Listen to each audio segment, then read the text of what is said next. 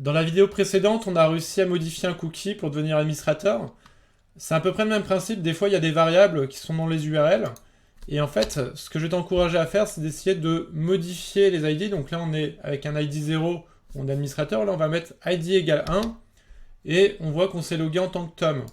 On va essayer ID égale 2. Donc voilà, on est connecté en tant que run. Donc l'idée, c'est réellement d'essayer de voir l'ensemble des variables qui sont disponibles sur un site internet.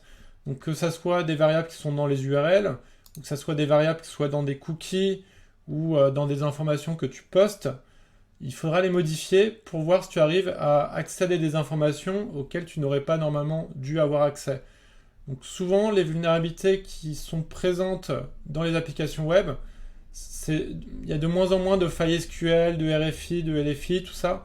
La plupart des vulnérabilités qui restent, c'est vraiment des failles liées à des mauvais mécanismes d'authentification. Donc clairement, lorsque tu modifies des ID et que tu arrives à accéder à des contenus auxquels tu n'aurais pas dû accès, ça c'est vraiment les vulnérabilités que tu vas trouver le plus souvent et qui sont bien souvent les plus importantes. Parce que c'est vrai que si en modifiant un ID, tu arrives à accéder au compte d'une autre personne ou à des données d'une autre personne, les conséquences peuvent être assez désastreuses.